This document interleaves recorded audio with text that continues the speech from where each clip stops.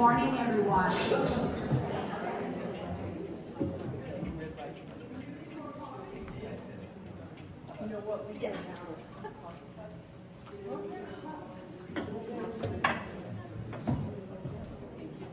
Welcome to each of you, and thank you for joining our conversation on the intersection of immigration and criminal justice.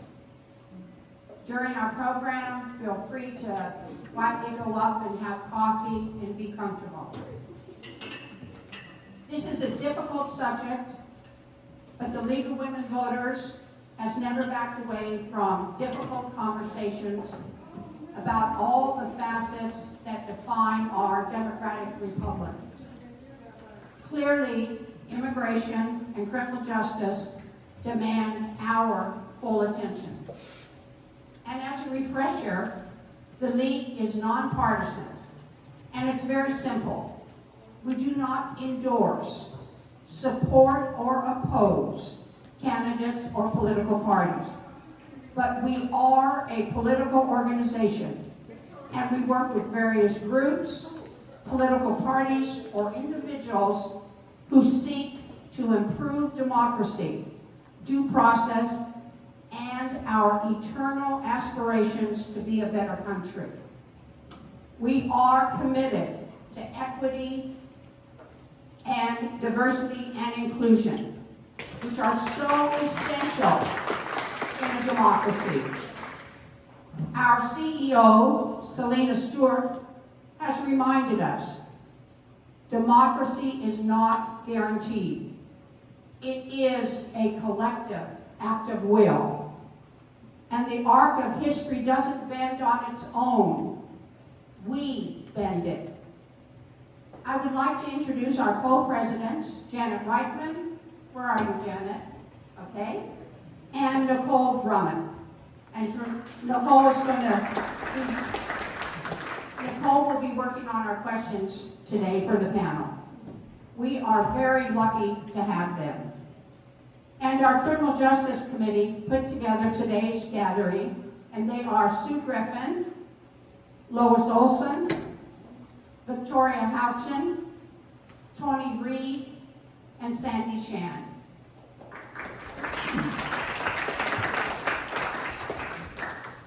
The League of Women Voters always speaks with one voice. Our work is guided by our positions with a capital P, on a wide range of subjects, from voting to immigration and criminal justice, for instance. To have a position means that League members have studied the subject, researched and deliberated together, held long meetings with much conversation and debate, and ultimately written the position, which is then presented to the full membership for consensus. Not 100% agreement, but consensus. It is a deeply democratic method, and it works. You can find our immigration and criminal justice position on our website, and we have printed out a handful of copies in brief that are on the back, that are on your tables, I think, okay? The League of Women Voters practices civility always. We do not name call any person, group, or political party. We honor those who serve in our office regardless of their political persuasion. We ask that you do the same today. We will focus on the issues, not the person or the political party. The League encourages respectful dialogue and civil discussion. And the League acknowledges that true civil discourse requires each of us to listen to varied perspectives and perhaps difficult opinions from others.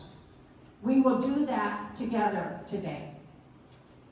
And the focus of our gathering, our esteemed panelists, they represent quite a range of professional backgrounds and experience, but what they each bring to the table is a passion for justice and a deep commitment to our community.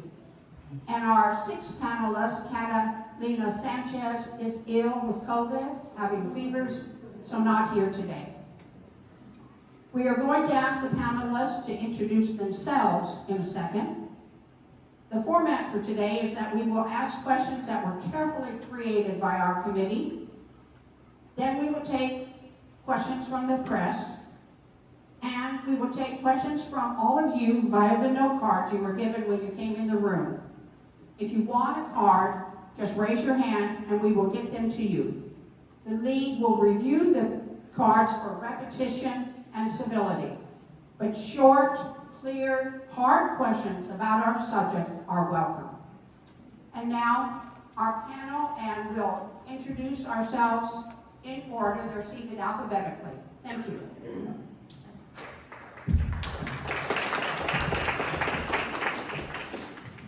Thank you, everybody, and thank you for the invitation to be here this morning. My name is Juan Araujo. I've been a resident of Chico for 20 years. I moved here to go to Chico State, and I just have never left. I'm a lecturer at the university at Chico State, have been for 13 years. I've been a member of Work Services for about 4-ish or so years. And, Work Services is an organization that coalesced around the first Trump term in response to the ramping up enforcement of ICE. Our work has continued through Biden's presidency and has once again picked up in full force now. In addition to operating immigration defense programs, we also operate a number of mutual aid programs as well. And happy to talk to you all about all of our work. Hi, I'm Maitreya Badami, and I'm an associate professor in the Political Science and Criminal Justice Department at Chico State. I've been at Chico State for 8 years. Before I came here, I practiced criminal defense law in the San Francisco Bay Area for 23 years. And the last 8 years that I was there, I was a supervising attorney at the Northern California Innocence Project. Since I've been at Chico State, I'm a supervising attorney at the Community Legal Information Clinic, CLIC, and I teach regular academic courses as well as trial and appellate advocacy, and I'm one of the founders of the Butte Defense Equity Project, which is a holistic criminal defense nonprofit which seeks to humanize and bring holistic services to the indigent criminally accused locally. And I think that's enough. I'm Leanne Jenswold, and I am a Pilates studio owner.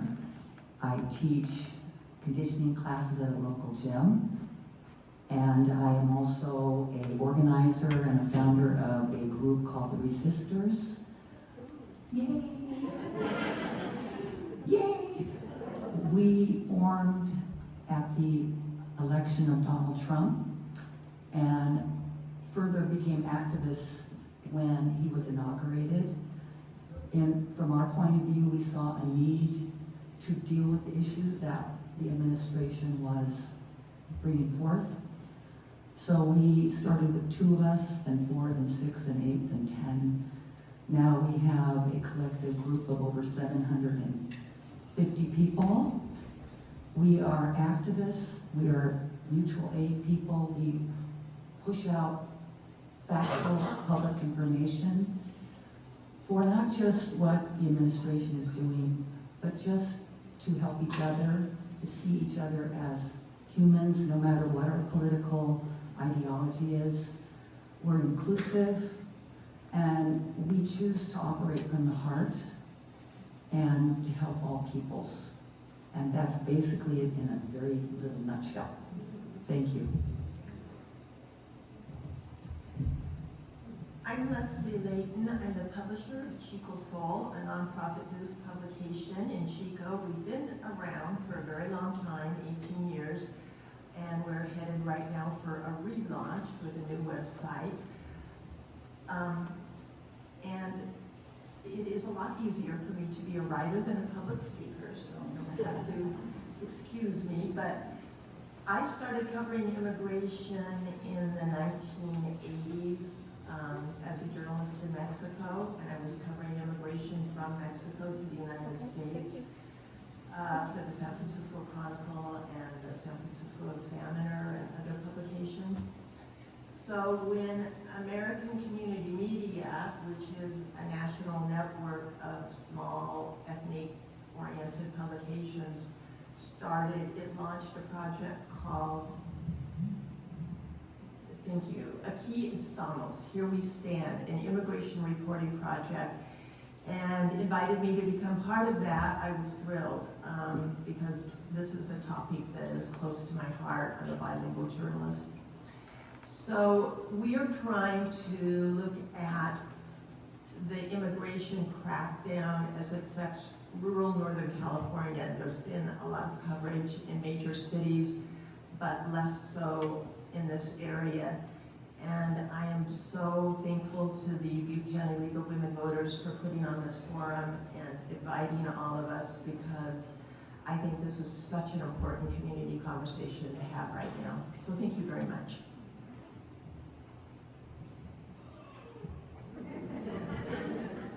It's really quite heavy. Hi, I'm Tammy Ritter, and I'm a Butte County Supervisor representing District 3, which is where you are right now, in case you didn't know that.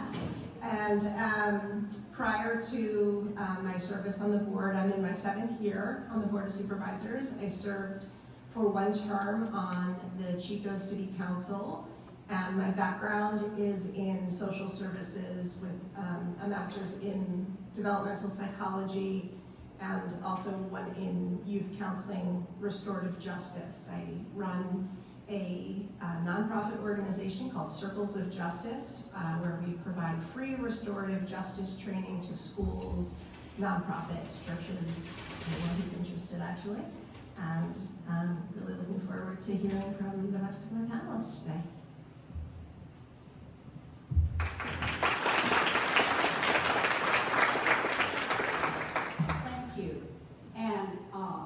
We're not doing this like we do a forum where each candidate or each person has to speak to each person. You don't. But I'm going to ask the first question. We'll go around. If it's not one you want to speak to, there will be down the road. So our first question, prepared by the League of Women Voters Criminal Justice Committee, is: describe what effect you think the arrests at the county courthouse on July 28th have had on our community. Juan, go ahead. Yeah, I mean, it definitely has provoked a lot of fear. It's not also has not just happened at Butte County, but at Glenn County and at Tehama County as well. nonpartisan is in contact with just one of the families and is supporting the fiance of one of the men that was arrested on that day. I believe he was there for a traffic violation, and now he is facing deportation over a traffic violation. So these are the criminals that they are going after, right? Who here has not had a ticket in their life, yeah? So it's definitely, it is stoking fear, and very valid fear in immigrant families. We are trying to push as much as possible our accompaniment program, where folks can call and persist and ask for somebody to go with them to court.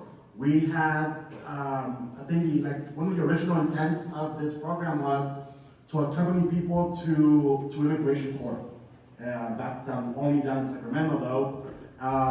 Since the arrest in July, we've been trying to expand the awareness of folks in our county that they can call and persist and have volunteers go with them to their court. It doesn't have to be an immigration court date, just anything you have to go to court. Nowadays, there is a risk that ICE will be there and just looking for folks. And they're most certainly profiling. They're looking for people that need translators, and they flag them as a person that they can go and possibly pick up. So I just would love for everyone to know that No Car Resist has this program. Call us, text us, request that somebody go with you. We may not be able to prevent the arrest, but we can document and at least know who was arrested. From that July 28th, as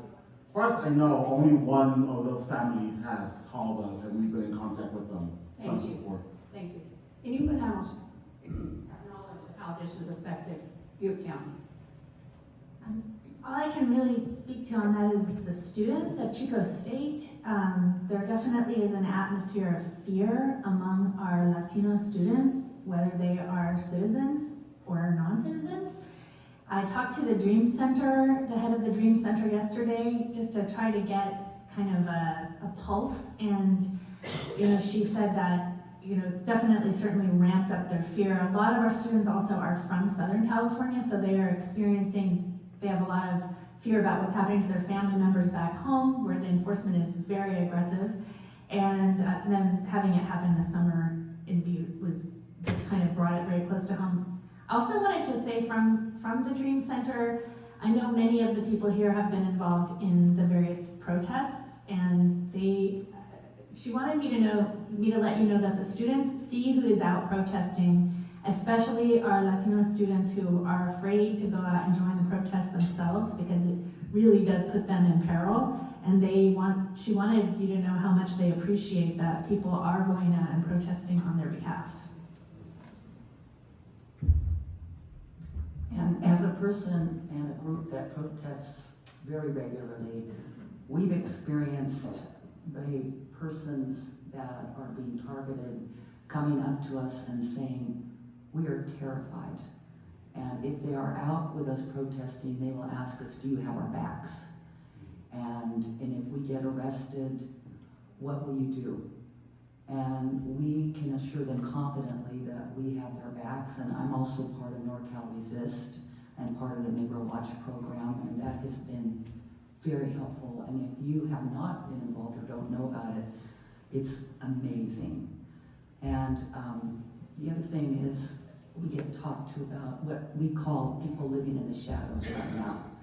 And a lot of our immigrants are living in the shadows, or citizens are in the shadows because they're so afraid. And our hearts need to go out to the people living in the shadows, and we need to stand for them.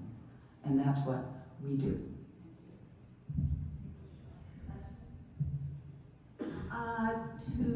To echo what all of the other panelists are saying, I think that people are very, very fearful. And it's made, being a reporter in this area super difficult. People, even in marches, I'm seeing that people are now afraid to give their names often. But, this courthouse arrest thing was I think, very upsetting to the Butte County law enforcement community. The court immediately put out a statement about it. And I had a conversation with the Butte County District Attorney last week about this, who sort of, used the term, "We don't want our defendants to be sucked off like this. We want to pursue justice." And we also reported yesterday that the Butte County Sheriff's Office has ended the alternative custody program for some immigrant inmates. So what that means is that if they're of interest to ICE, they will not be able to get an ankle monitor, no matter how minor the offense is, and they will be required to spend that time in jail.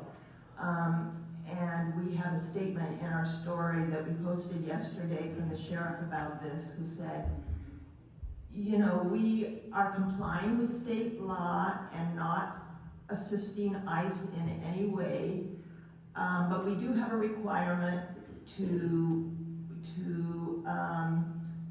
that people have to serve their sentences. So if they get picked up by ICE, they don't serve their sentence in Butte County, and that creates a conflict for us, him being the sheriff.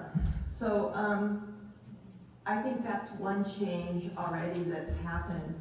And I've also I also just had a conversation with a local attorney who was just extremely upset about the case Juan just referred to, where his client was swooped up by ICE while just going to court for a hearing.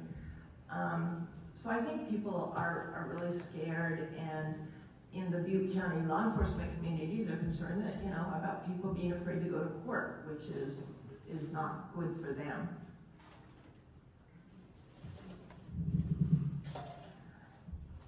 I think one of the things that this highlights for me, and Leanne, you talked about it, is a necessity to be using our privilege as we can. We are able to be out, most of us in this room, protesting, speaking out without risk of detention, even of illegal detention. We've seen a lot of people who are legally here or have papers to be here, and they are still being detained. And so I think this really speaks to us being able to use the privilege we have and to speak out against this for people who cannot speak out against it for risk that they're going to be taken or their family members are going to be taken. And it's a kind of interesting irony that the people who are in custody are safer from ICE than those who are not.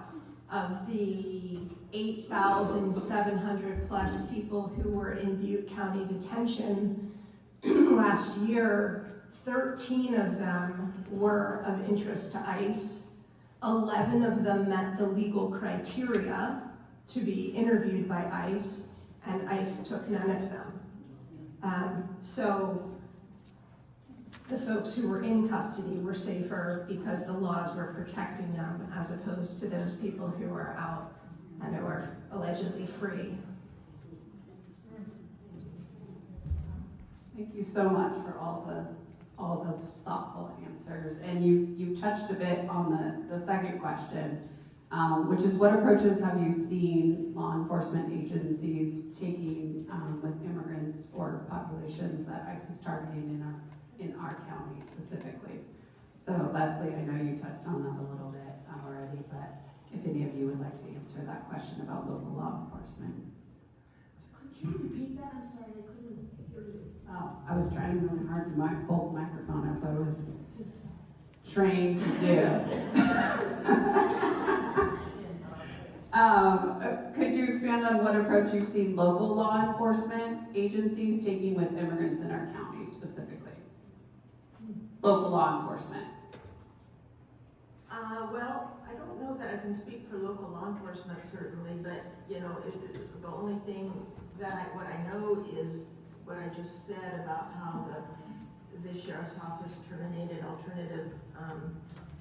alternative custody, and that they're very insistent that they are complying with state law 7284.6 in the penal code, which bans, it basically prohibits local law enforcement agencies from using their resources for immigration enforcement in California.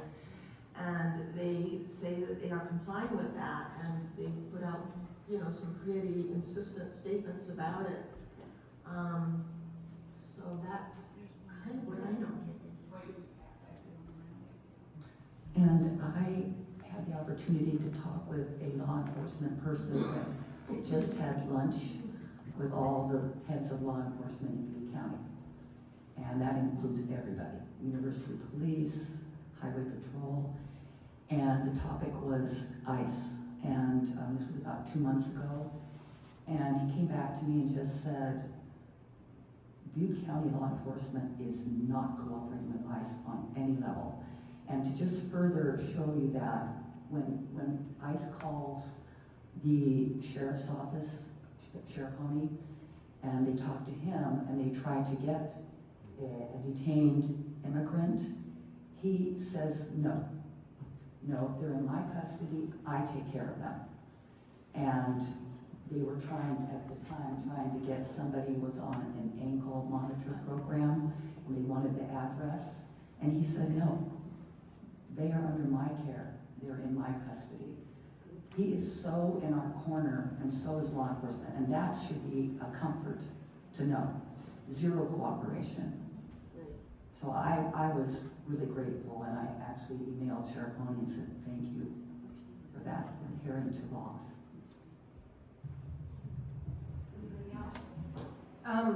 One of the things that Sheriff Honey has explained to us is that he will not honor a civil immigration warrant that, or detainer. There has to be a judicial warrant. And so he reports to the board once a year any activity that the Butte County Sheriff's Office has had in relation to either detainees or just with ICE.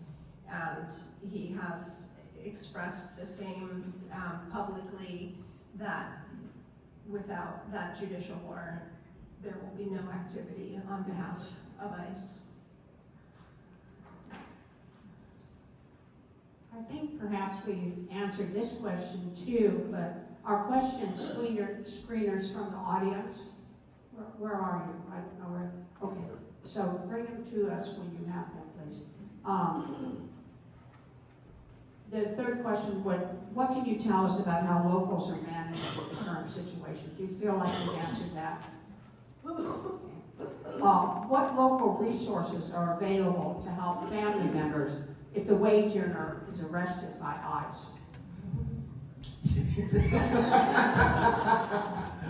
Thank you. So I think I've already mentioned that North Carolina is in contact with the fiance of the man that was taken at the Butte County Court in July, and have already offered some support in the form of rent. We're fundraising for them, like kind of lightly. So North Carolina is a resource for people if the main breadwinner in the household has been taken. The families can call us and ask for assistance. We've assisted with rent, we've assisted with clothing, food. We are, trying to help other families that have been impacted in the region as well. We can only do so much, but that is one of the roles that North Carolina plays, and just helping folks that are left reeling with losing not just their loved one, but the person that was, making rent. So anybody that's been impacted can call, text, or email North Carolina Assist. They're actually on your tables. There are these little pamphlets that some of my friends passed around. The phone number that is on there, 916-382-0256, is the North Carolina Assist phone number for everything. You can call or text us. Also, as a footnote to that, the Hispanic Resource Council has been giving out some grocery gift cards, and I just talked to them about a week ago. Reina Nolta, who heads that up, is out of the country right now, and she said they had just run out of the cards, and I said, well, can people still donate those? And she said, yes, please. She's going to be gone for a little while, but somebody's picking them up. So they want people to go places like Food Max and Winco, buy a grocery gift card and send it to the Hispanic Resource Council. And she's doing this very comprehensive vetting. So they have criteria. And what she's told me is that they're basically, besieged with calls from people who want these cards, who really need them, but don't fit their criteria because they're U.S. citizens or because somebody in their family has not been detained by ICE. I think those are the criteria, and again, I shouldn't be speaking for her, but that's what I know about it, and we do have information on our website about that. And I will add that the Dream Center at Chico State has an emergency account where they're making funds available to students who encounter these unexpected expenses associated with family members being taken into custody. Just as an example, Yvette told me yesterday that these are private detention facilities typically where people are taken and phone calls, when they're finally able to get a hold of the family members, these phone calls are, one student had a $30 call and a $60 call. And if you know college students, their budgets are usually quite tight. And so paying for those 2 phone calls meant that the student wasn't going to have money for food. So that's the kind of thing that this emergency fund is helping with rent, shortfalls in rent and food. It doesn't have a lot of money. I encourage you, if you would like to make donations to any of these places that you're hearing about, but the Dream Center at Chico State has an emergency fund. She told me she was going to send me an email with the account information, and I don't have it yet, but you can definitely contact the Dream Center directly and tell them you want to donate to the emergency account. Something that I would add as a resource that I did mention that NorCal is also part of the National Bail Fund.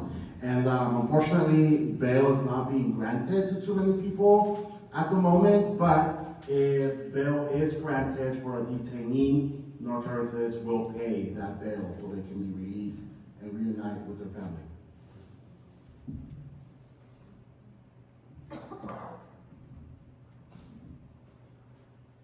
Thank you so much. Do any of you have information about what support is available locally for children if a parent is detained or in custody?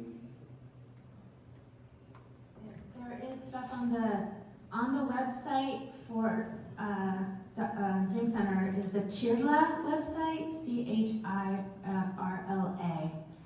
And I can't remember what CHIRLA stands for. It's like Humane Immigrants. Anyway, CHIRLA does have resources on its website for children. It has the forms people may need to give authorization to someone else to speak to schools or medical providers, the things you may need if the guardian of a child is taken into custody. So I don't know locally, CHIRLA is all over, but that would be a good place to look for what resources are available. Yeah, it's the Coalition for Humane Immigrant Rights something, but it's CHIRLA. Is it CHIRLA.org? CHIRLA.org. They have a ton of resources on their website.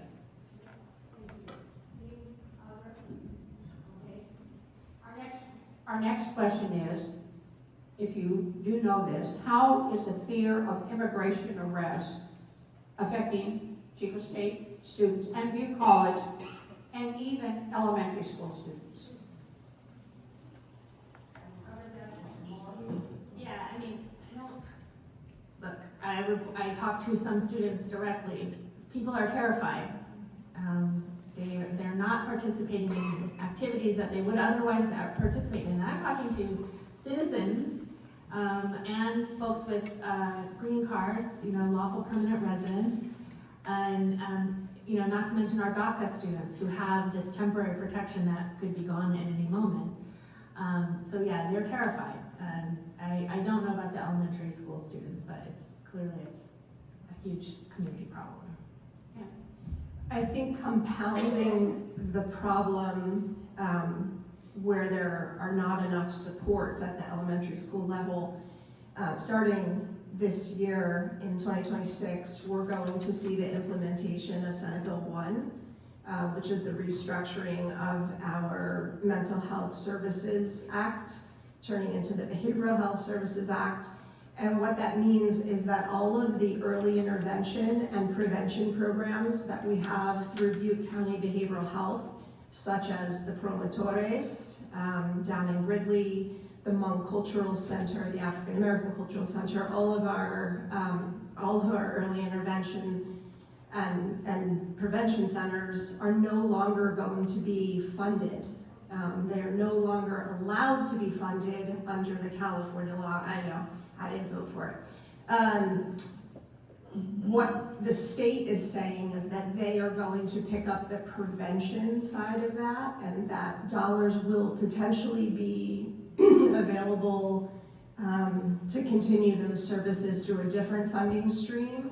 But what we're seeing is that already our communities that are the most vulnerable and that need the most supports are going to have their resources taken away. So, you know, I hope it's something that people will continue to pay attention to, so that when those calls come out that we need help, you know, just like we need interpreters and folks who are bilingual to accompany people to court, we need folks who have not previously been involved to be getting involved to offer these services, because it's not going to get better.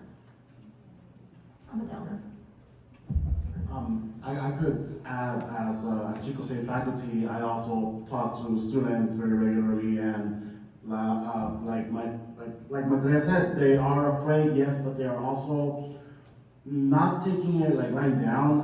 Nonpartisan has been approached by student groups who host Know Your Rights workshops, and we've been approached by senators from campus to come in and provide information about what services Nonpartisan can offer. So there is, you know, a bit of organizing happening as well. The students are not just dwelling in that fear.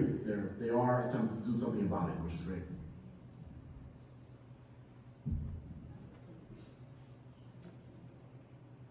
Does anyone else from the panel want to speak to that? I have just something to bring what we're talking about really close to home. I have someone that is very close to me in my sphere who is Hispanic and just lost their green card. They literally lost it. And what has happened is they have a Mexican birth certificate, but it doesn't count as ID in the United States. So they basically have lost all their ID. And they're trying to get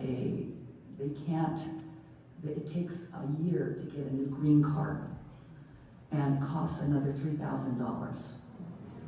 And this person has just gone way into the shadows, and they can't get a job because they don't have an ID. And if they don't have a green card, so if they get a job and ICE comes, they could be detained. So this person is trying to go to the DMV and try to file an action that they're going to apply again with a green card, but they don't have the money. So it's very, very disturbing, but that just shows how some of them are living right now. And the other person I know very close to this person just looked at him and said, "You're just trapped right now because you can't do anything because you don't have any ID." And so I just want to kind of bring that all home and what that's like when something like this happens.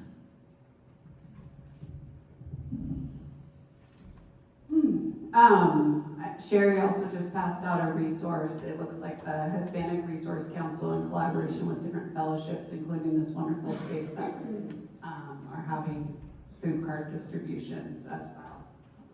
So being a community is a lot of what we can do right now.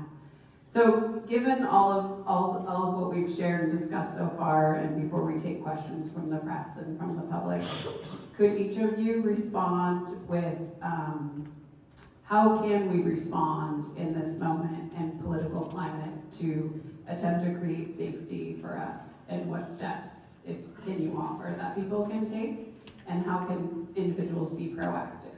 It's easy to want to hide when everything feels so overwhelming, and I think most of us here would agree that's the last thing we can do. So if you have any words of wisdom. Get organized and attend any trainings that you're able to. We have a few things coming up for our accompaniment training. We have one coming up on November 5th, which is a Monday. Yeah, it's Monday, yes.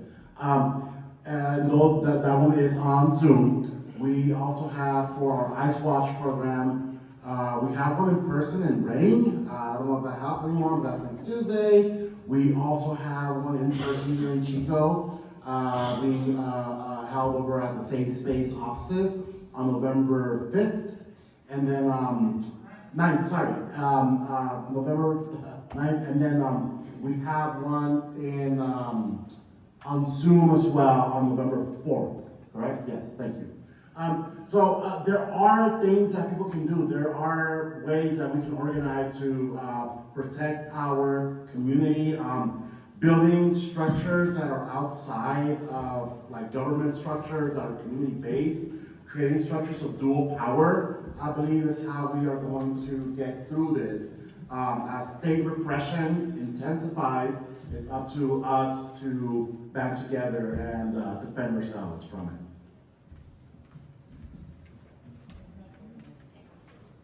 Yeah, I think, first of all, I'm going to go to the NorCal Resist training myself. I haven't done it yet. I think we all should be doing that. I think if you're watching national news and Southern California news, there is a significant impact that civilians can have in being physically present and pushing back. I think, the questions that we were given really weren't anything about criminal law. I'm a criminal law person. And one of the realities is that if a person remains out of custody, they are so much more likely to have their rights protected and have an opportunity to have a fair legal fight, whether that fight is a fight against a criminal case or that fight is an immigration case. And taking someone into custody today significantly hampers their ability to defend themselves from whatever type of enforcement we're talking about. And in particular, the administration is intentionally using a policy of transferring people from western and northeastern states down to southern states for their immigration detention. So people are being taken to Louisiana, Texas, and states which have a more, in which the population is more sympathetic to ICE enforcement and away from northeastern and western places with like large populations of immigrants where there's a lot of community support for our immigrant neighbors. And that is something that they're permitted to do because immigration is federal law, and federal law can be taken, you can be, if you're in the federal criminal custody, you could be put in a state other than where you were arrested as well, because it's just the federal system.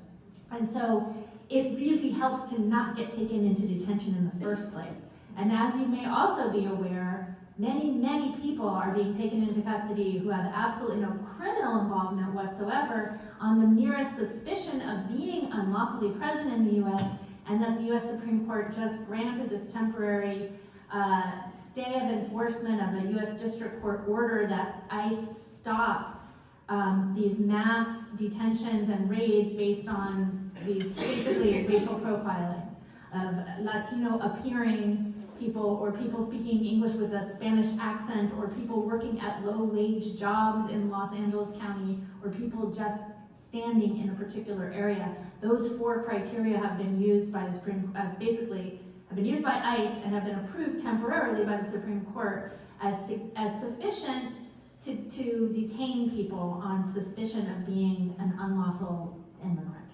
So it is really important that people who have the ability to safely go out in the face of these and try to stop as many of the actual detentions from happening as possible, do so, because it really makes a huge difference. Once someone's in detention, it skyrockets their expenses.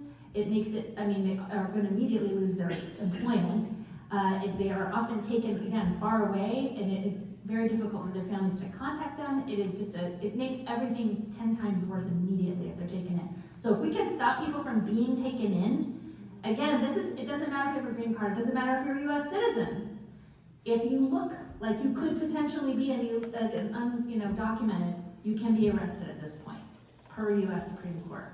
So it really is incumbent on everyone who is capable of doing so to do as much as you can to stop it before it happens.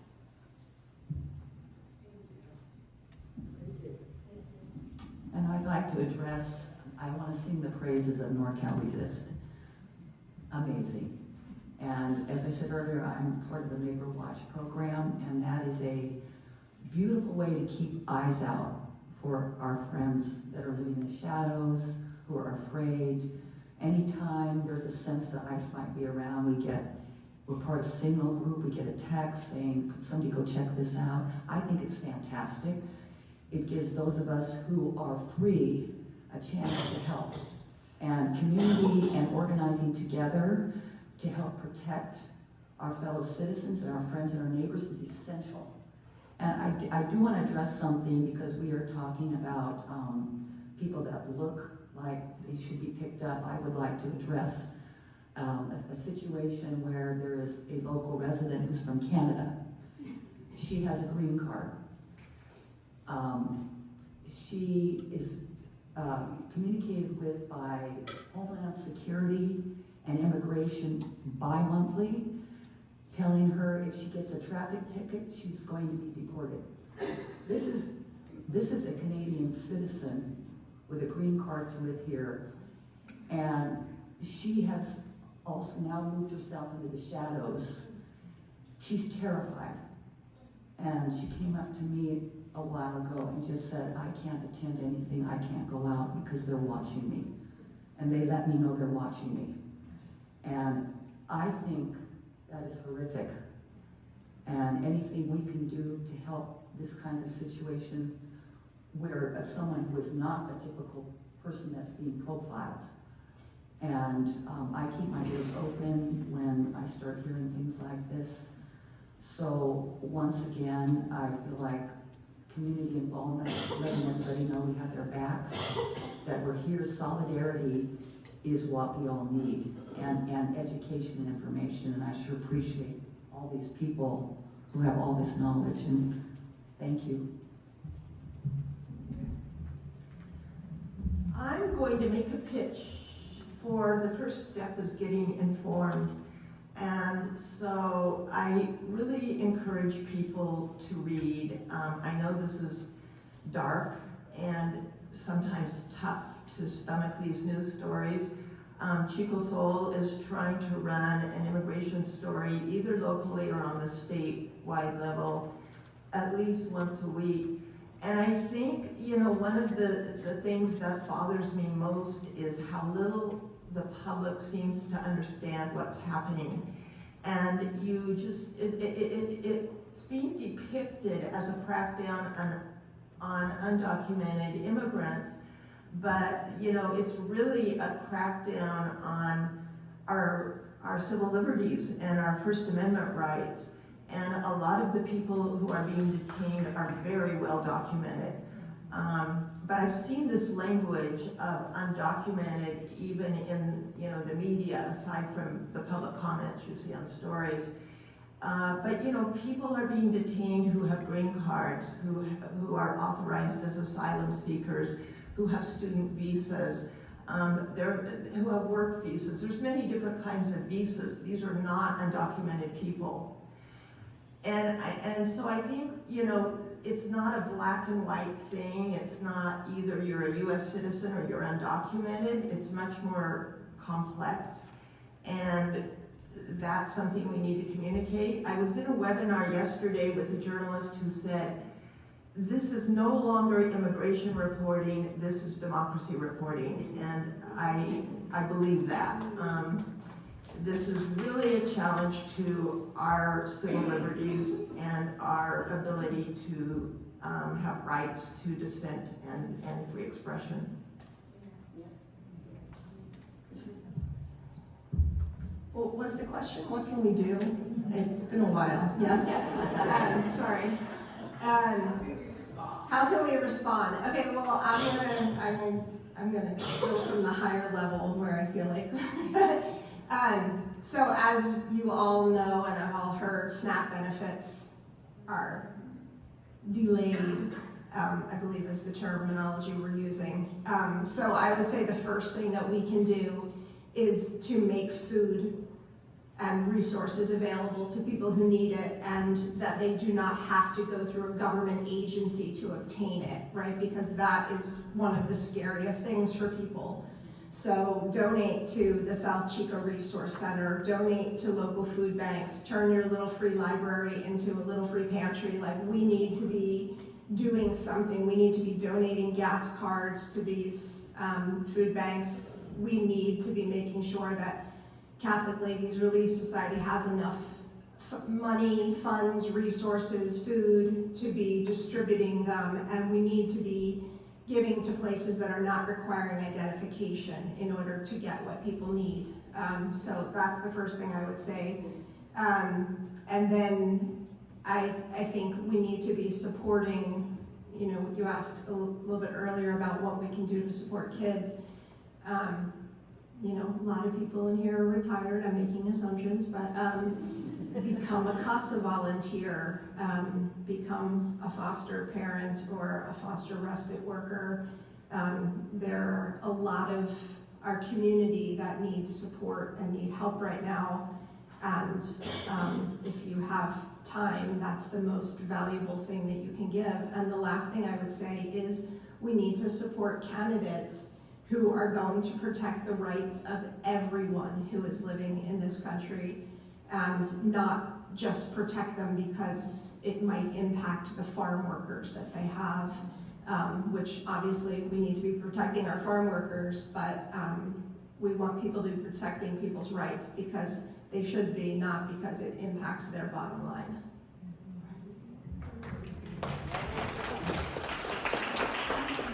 And this is an opportunity for me to inject something I meant to say earlier. My friend George Gold is here, and he wrote a sterling article editorial for Chico Soul about immigration. And he and his sister Sue is on our committee, an immigration attorney, and read about their story fleeing the Nazis, their parents fleeing the Nazis in World War II. When you start running a culture of hate, it affects all of us. Thank you for all of the words of wisdom that you've been sharing. And it's an intense subject, and also I feel very inspired by all of this information and sharing in our community. So we did want to take time for questions from the press now. I think we have a couple of representatives. I don't know did you want me to read your question? And Enterprise Record, did you have questions? No? He's been asking questions. Oh, and I'm going to read the press question. Okay, so this is from Chico Soul. Which, you know, you're both reporting on and on the panel today, so we appreciate all of your representation. And, okay, so are you seeing more disruptions and tensions escalating during the recent protests or marches? And have you encountered people expressing hate? How can people work to de-escalate? I didn't see any hate here last weekend, but anyone from the panel? The march last Saturday was very, very peaceful.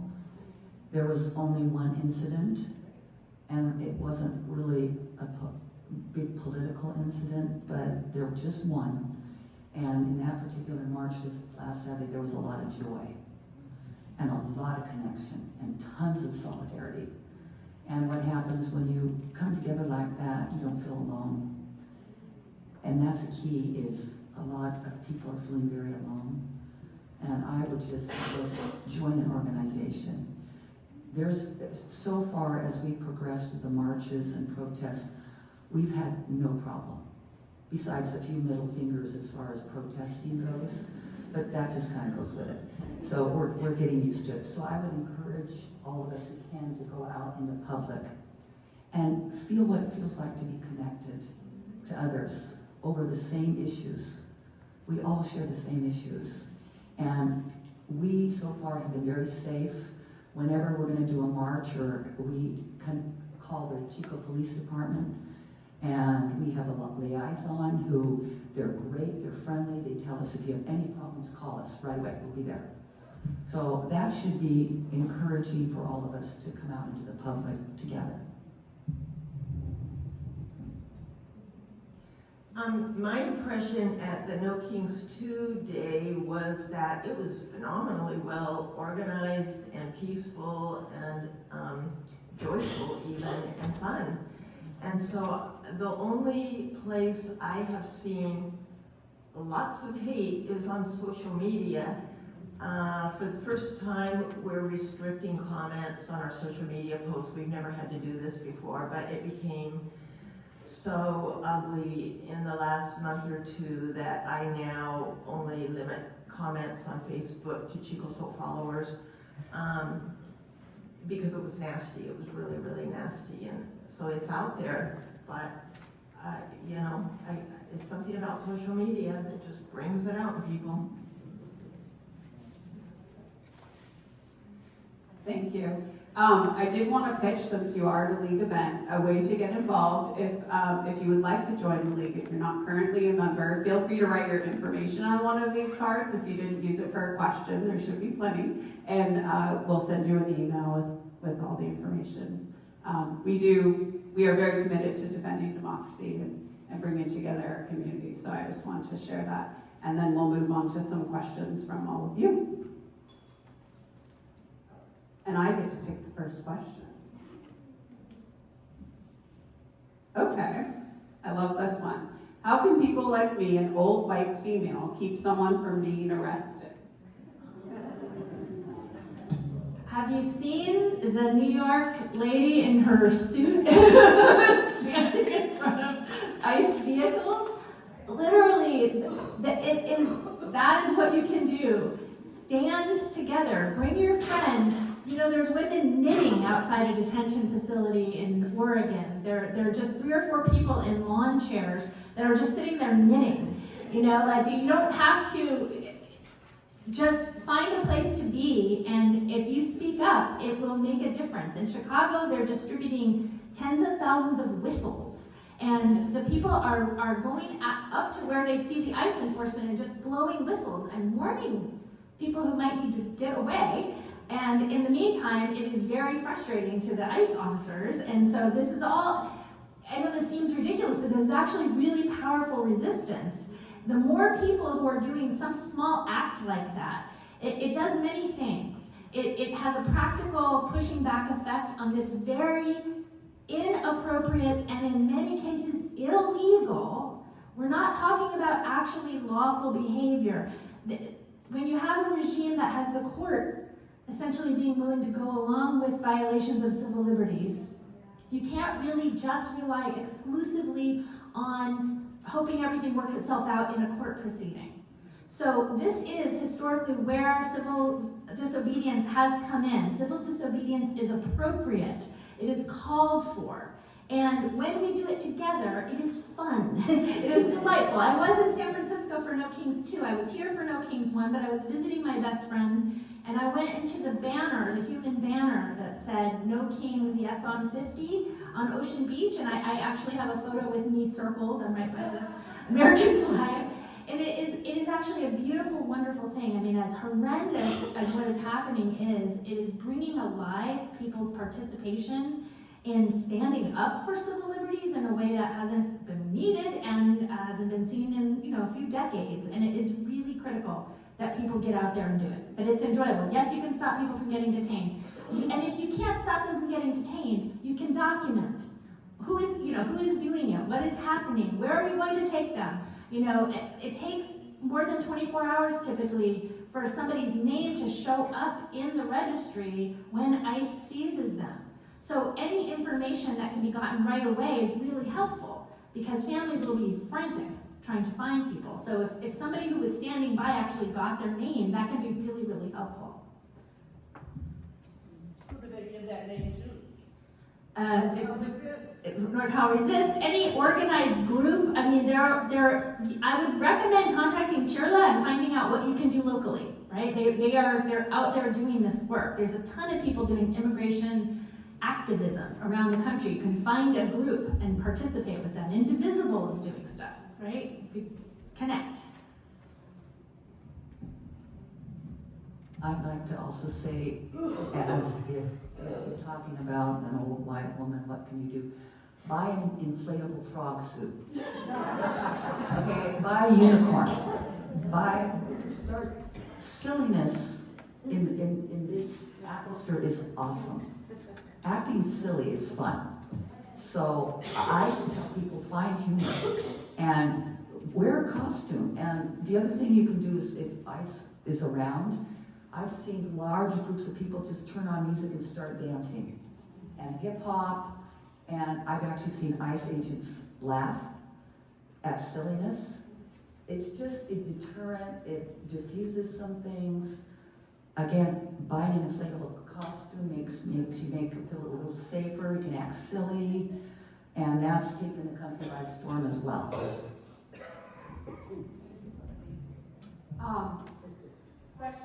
Question from the audience. Last year, there was a representative from Homeland Security on campus, Chico State, for a career fair. This wasn't the first time and won't be the last. Students, especially Latino students, were very afraid.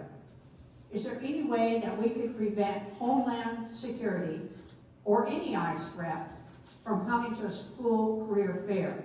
Now, I'd like to say, before you answer that in the Vietnam War, that was a hot button issue. Maybe some of you also remember about recruiting on campuses.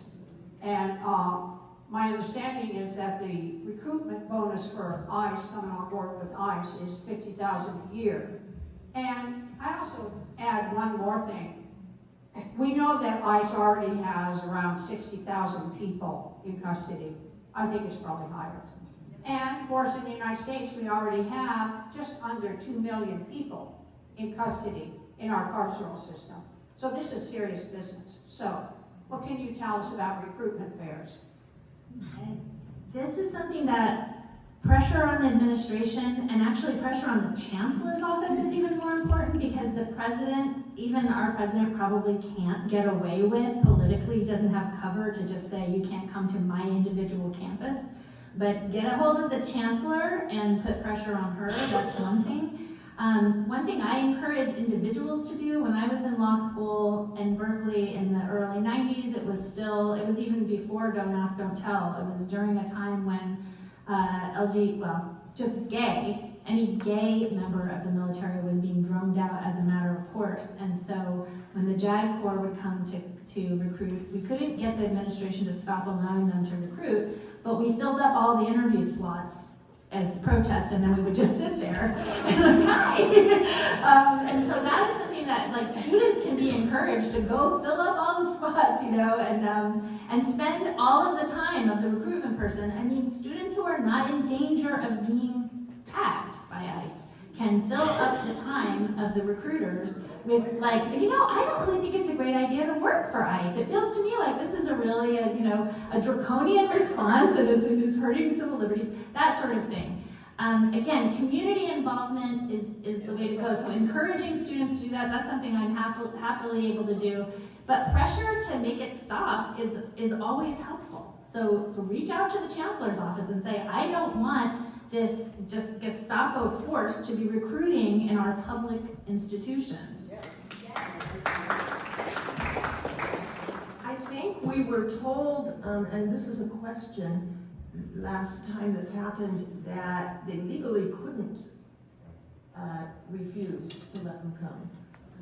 I don't know. Yes, that is correct. The federal grants and money and contracts that Chico State and CSU have with the federal government prohibits the CSU from preventing government agencies from. That's what I'm referring. However, I wanted to add that I can't remember the campus, but a CSU recently did successfully prevent Homeland Security from recruiting on your campus.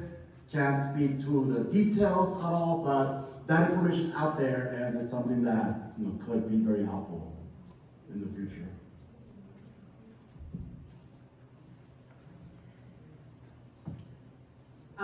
This is a big question. I don't know that we have the expertise specifically to answer it, but ICE detention is fairly profitable. And do any of you have insight in a factual basis on what that looks like or how that affects this whole process? Or Move the mic away. There's too much reverberation. Put it on your chin. Put it on your chin. it is on my chin.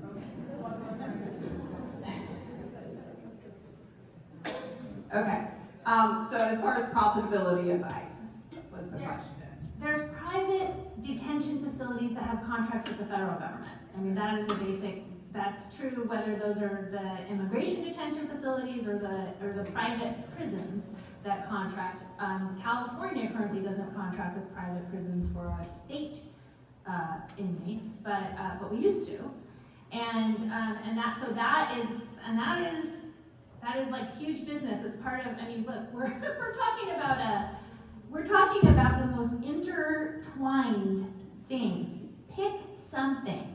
Try not to get overwhelmed by, capitalism, because it's a little too much for any of us to take on independently, right? But organizing and pushing back against, starting with the aggressive, inappropriate enforcement against our basically primarily Latino community members is something we can do. The private prison industry and detention facilities is something that, I mean, you can look into this, but they have stock. There's a ton of investment in it, and it is very, very profitable. I don't know if you can track down, and go on strike against them. We have to have different leadership. We have to have different people drawing up the contracts that the federal government is entering into. But for now, do what you can locally.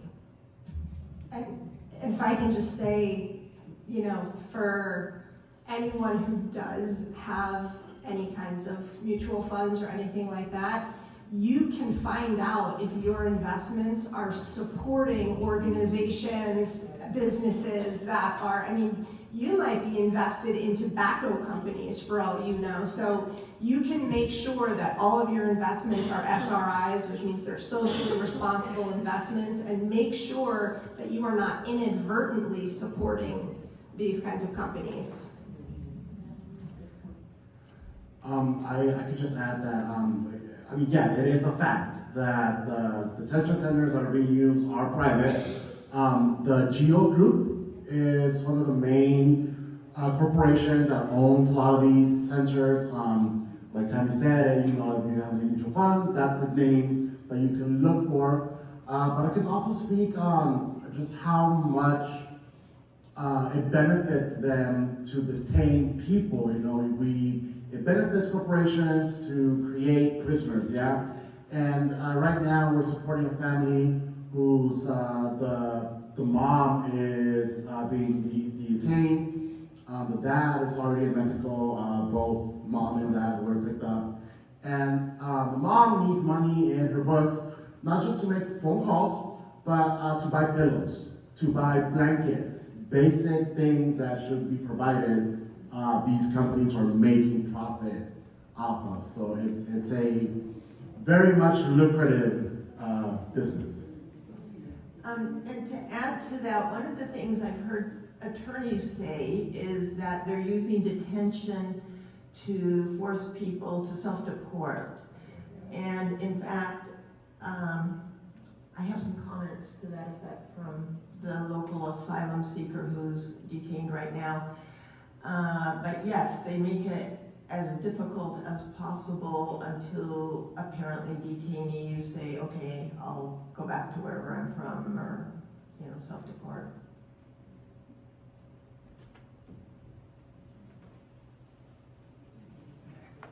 All right, right here.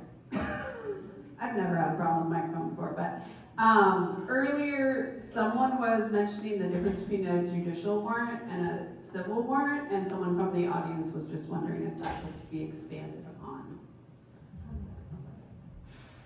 A judicial warrant is issued by a court and is signed by a judge, and it will have the court name at the top and a caption, and it depending on if it's immigration court or criminal court, it would have a different caption, but it would have United States Court at the top, and it would be signed by a judicial officer. And these Homeland Security civil administrative warrants just have, they typically have Department of Homeland Security at the top, and they're signed by someone from Homeland Security. They're not issued by a judicial officer, they're issued by an administrative officer. It's like the difference between a bench warrant coming from, the Superior Court judge and like the DMV sending you a notice in the mail. right? So maybe this is a good time to clarify what are the differences between civil and criminal matters. Immigration is within civil. Right. So immigration is a civil enforcement, right? And it has its own separate court, and that is a system of federal courts. We also have federal criminal courts, right? But the immigration court is it's a specialized court like the bankruptcy courts. That's the only business that they do. ICE, they are law enforcement, but they're only immigration law enforcement. So technically an ICE officer should not be able to arrest someone on the suspicion of committing a crime, only on the suspicion of it being in violation of immigration law, right? So they're not cops. If they spot you robbing a bank, they should be calling the police, right? But what they're being used as is like a federal law enforcement force that is intending to target people of color. That is what is happening. It cannot be denied because also the policy changes that have happened at the federal level in terms of like switching the status of Haitians and switching the status of Venezuelans, and these are all like the groups that had 500,000 or more people that had a protected status flipped overnight to not having the protected status for those 500,000 people or 700,000 people. So, and it's been targeted to people of color. This is, if you follow the Stephen Miller world, you will know this is intentional. This is not inadvertent. And so the difference between criminal court and immigration court is that immigration court is only for immigration enforcement actions. It's really about determining whether someone has outstayed a visa or is subject to removal, deportation, exclusion from readmission. These are sort of the things that an immigration court can do. A criminal court is when there is a prosecuting agency, whether that be Butte County has the district attorney, so for California state violations that happen in Butte County, the DA files a criminal complaint against an individual and alleges that they've committed a crime. And then it becomes incumbent on that DA to prove beyond a reasonable doubt that the person has actually violated whatever the penal code or other criminal law is that they're alleged to have violated, right? That's a criminal enforcement action. An immigration enforcement action can result in removal, deportation, exclusion from admission, right? It will not result in a criminal conviction. Among the kinds of things that can happen is someone gets deported and then they re-enter the United States. That is a crime. If you've been deported and you re-enter, you can be charged in federal criminal court with illegal re-entry, right? And so there's a lot of confusion and misinformation about sort of asserting that all of this immigration enforcement is going after criminals, and it is not. The vast majority of people that are, quote, undocumented overstayed a lawful admission. And even those that didn't, their entry was either a civil violation or a misdemeanor, which is a very minor criminal offense. And then they stayed, and they have not committed a criminal offense in the United States. But there's just a lot of propaganda out there that's suggesting that what's happening, why should we mind that criminals are being rounded up? And that is not, in fact, what is happening. These immigration enforcement actions are not criminal law enforcement actions. They're creating the story that these are criminal people. And it is meant to create dissension and hatred among the people here and make U.S. citizens who are ill-informed afraid.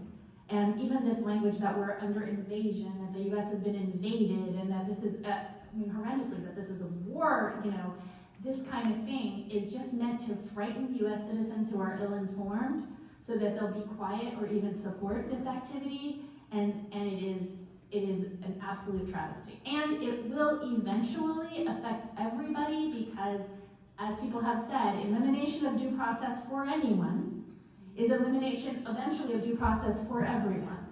And you do not have to be a United States, you do not have to be a U.S. citizen to be entitled to due process. Due process is guaranteed to all persons in the United States, in both the Fifth Amendment and the 14th Amendment. That is not, there are certain rights and responsibilities that are limited to U.S. citizens. There's a limited number of those things. Due process, equal protection, those are not limited to U.S. citizens.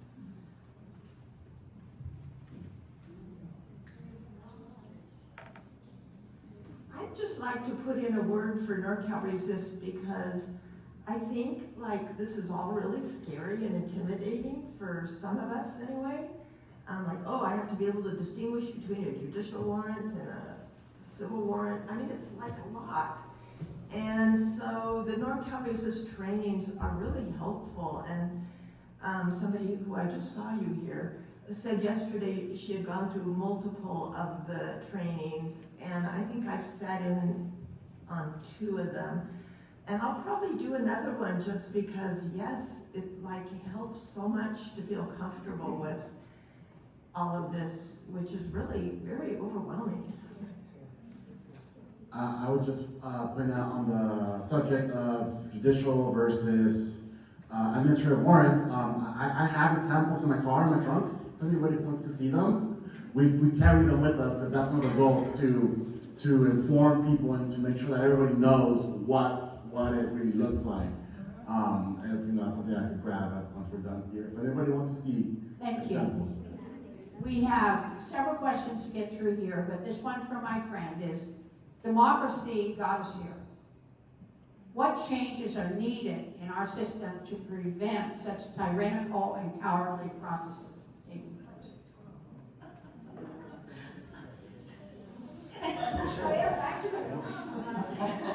Come on, like, among the many threads that need to be pulled is Citizens United.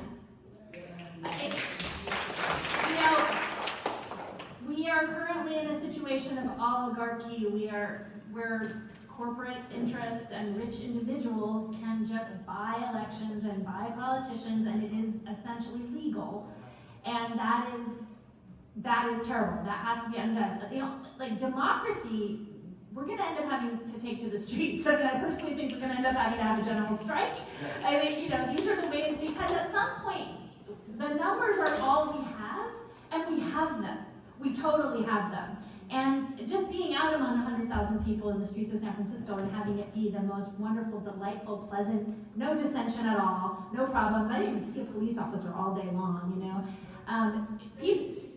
Yeah, exactly. So people, we're going to need to organize and be in mass numbers. And we can't really just depend on elections right now because the way the media is covering elections and the propaganda machinery is so, and what people were talking about social media, it's funneling people into these little silos where they're not even getting information that might, be different from what they believe to be true based on just Fox News, right? So people gathering en masse and organizing and ultimately exerting pressure through boycotts, general strike, being in the streets, talking and connecting with your neighbors, like having potlucks on your block. Basically, we don't need to have enemies. We do not need to create enemies. Like, we're being told we're the enemy. We're not the enemy. We're just the people. The people are not the enemy. So, yeah, all of the things, right? And we can't really reform politics right now as it stands without massive popular action, in my opinion. I would just say vote every single day with your dollar. Don't spend it on the people who are supporting Yes, us. why not? So yes to everything that my Treya just said. I mentioned earlier that during my intro that NorCal Resist coalesced when Trump was elected the first time.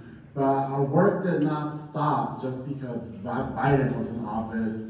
This isn't just a matter of voting for Democrats. Democrats support people too. Protest, in order for it to be effective, has to be disruptive. And we need to disrupt what they care about the most, their economy, their bottom line. And so general strike is, I think, the best form of protest that we're going to be able to have. But we can't ask people to not go to work and not get paid because they still have to pay rent. They still have to buy groceries. So we're not ready for a general strike because we have not created the systems of care that can exist outside of government to make sure that we're taking care of people. So we need to develop those systems first, create mutual aid programs, and make sure that our community is ready to take care of people so that we can ask them to withhold labor. Until we do that, we're not going to get anywhere.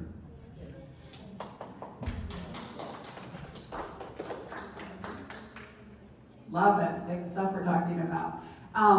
Locally, I have a few questions about farmers in Butte County. We are a very agricultural center, and have any of you heard anything about farmers, if there's specific support or how they're being affected currently, farm workers, farmers? We have heard Either. about ICE in South County.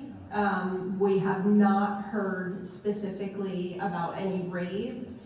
And I can tell you that when Sheriff Honey gave his report to the Board of Supervisors, the only question that was raised in relationship to this was how this could potentially negatively impact agriculture.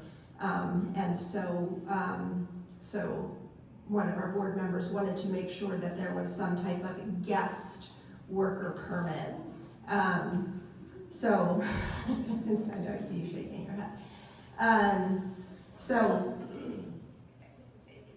really, it's very much, I think it's about making sure, you know, as my colleagues up here have talked about, that those systems of support are in place.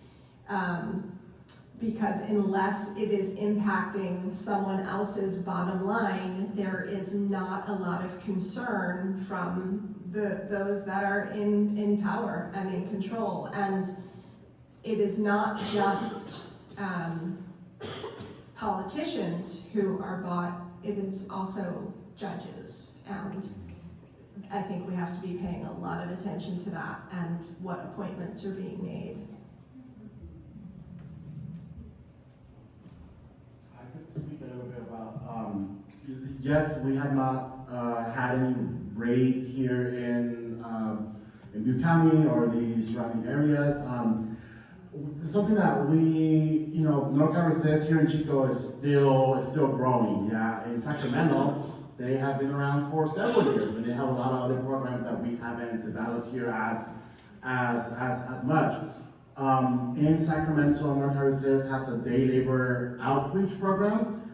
They regularly canvass sites where day laborers are known to congregate. The only known raid that has happened in Northern California was in Sacramento at a Home Depot. And so from that incident, NorCal Resist started organizing Adopt a Home Depot, where we have volunteers go and just preemptively observe and stand around just in case ICE shows up. And so that is definitely something that we would love to, form here in Chico and in the surrounding counties. Day labor outreach, farm worker outreach. There are certainly other groups, other nonprofits that are starting to do that work. Center for Labor Rights, is that the correct name? Did I get that right? Yes. They are, we just talked to them recently, and they are wanting to form more of those programs as well. So there is an interest for that, and there's a need for that as well, of course. Yeah, we have, in our last story, an interview with a small walnut grower who lost his farm worker. And that story has also been covered by the Chico News and Review. And he's very upset. And they talked about how they tried to convince the court to not deport this man, and said it was going to affect agriculture up here quite a bit. So, yeah. Thank you. Next question. What can we, the public, and the league would say, what can we, the voter, do about the Supreme Court rubber stamping the president's illegal behavior?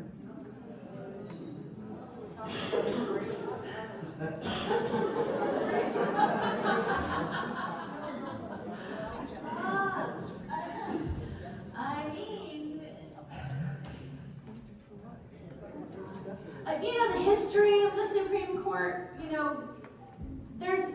traditionally there's been more of a swing back and forth. We have a real long stretch now where we're just swinging in one direction. But it's not new in U.S. history that we have a Supreme Court that's just very, very packed to aggressively one side of the political spectrum and is supporting sort of policies that are aggressively in one. I don't know if anybody's really familiar with sort of the switch in time that saved 9, which is, in the Lochner Court era during leading in in the Great Depression and leading into in Roosevelt's time, Franklin Roosevelt's time as president, there was a long, the New Deal legislation, all these Congress passed a lot of legislation to attempt to alleviate the Great Depression, to support workers, shorter work weeks, safe working conditions, a number of other pieces of legislation. That's when the Social Security Act was passed and all this stuff, right? And the Supreme Court kept striking down and striking down and striking down because it was still very much alive with the prior administration, pro-business, anti-worker sentiment, and they just kept on overturning legislation that the president and Congress supported, and eventually the president threatened to just start adding more justices. The Constitution does not limit the number of justices on the U.S. Supreme Court to 9. That is just a convention that's been followed, basically. But there was talk during Biden's presidency that maybe he would add more justices, and certainly there was some political support for that, but not enough probably to have it happen. And so, again, within the political structure that exists, there's only so much you can do. You can vote, you can sign petitions, you can write emails to your congressman, for what good that does for our congressman, to our state, everybody, right, we have good senators, make your voices heard, be counted, because they're counting. When you call, they count. They count how many people call. They might not do anything about it right now, especially right now, but they're paying attention, and there is this kind of if the winds of change shift enough that, I don't know, maybe he dies, and then we are in this place of well, which way are we going to go now?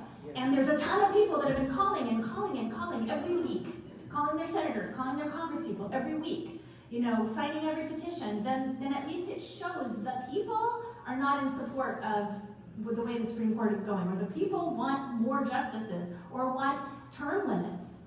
They currently serve for life, right? Congress could pass term limits for Article 3 judges. So, everything kind of comes back again to being heard, being counted, being visible, not just on social media, because that's just a tunnel, kind of, they're not looking at your social media. I mean, they might be looking at your social media, but they're not counting you. But they do count. They always count every call, every email that goes into a congressperson or a senator's office. And that is a way to have your view registered. And there certainly are tons of petitions, change.org and things like that, where people are getting counted. And in the moment, we're in this place where, because all of the power is currently on the same side, it's very difficult to make any significant change, like changing the makeup of the Supreme Court.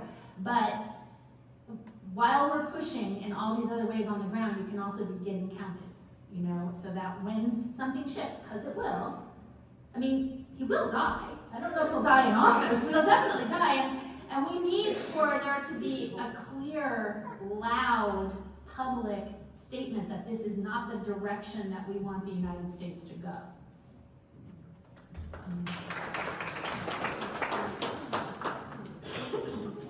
And yes on 50. And the league is neutral because you're like independent redistricting, but you should also always vote in all special elections. They are all very, very important to have your voice heard. So we are unable to get to all of the audience questions, though we so appreciate all of your engaging, ginormous questions that people have attempted to answer in beautiful ways.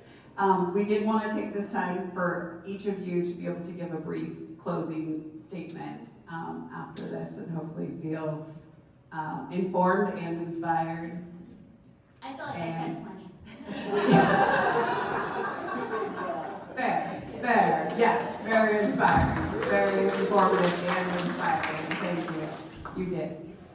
If anyone else would like to give brief closing statements, we would very much appreciate it. We do appreciate all of your time so much. All I really want to say is to reiterate what I've said before, that we have trainings coming up where you can get involved. Training on the 4th, training on the 5th, and training on the 9th coming up this upcoming month. Check out our website, norcalresist.org. We have calendars and all of the trainings that are upcoming, as well as other events will be on that website, norcalresist.org. I have one more thing. I have something. You know what you can do if you're a citizen? Always serve on a jury. Always serve on a criminal jury, especially. And when you're being questioned, be clear that you can be fair, no matter what. Be honest, tell the truth about if they ask you questions about personal experience, beliefs, whatever, tell it. But then just be clear that you can be fair. Make them use their peremptory challenges to get rid of you.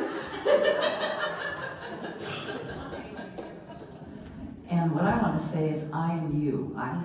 I'm not in law, or I am simply a person that saw a need, and I'm going to fill that need in being active.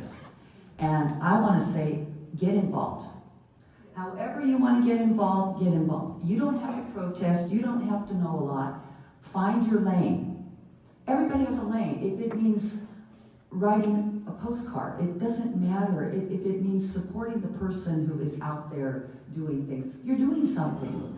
It doesn't matter, and I really want to reiterate that, because people think, well, I can't do this and I can't do that.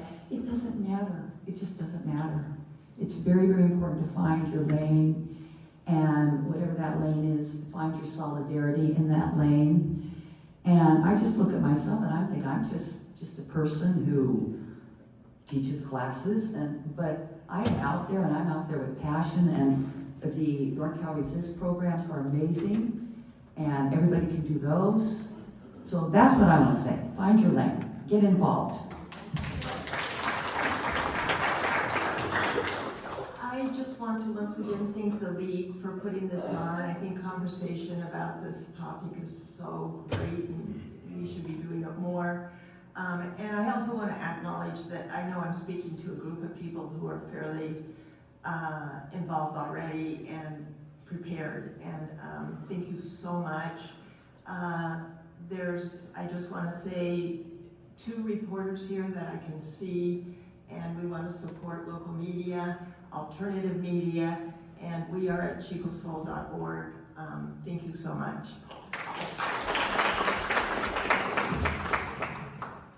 Yeah, I feel like we're kind of talking to the echo chamber a little bit, because you're the folks here at 9:30 on a Saturday morning. So, but I feel like the most impact we can have is to act locally, and all of the things that we need to do on a national and a global level, they start here. So if you can't get out and protest, if you can't write a postcard, maybe you can write a check. But you can donate your money, and you can donate your time, and that is what we all have that we can give. So, thank you.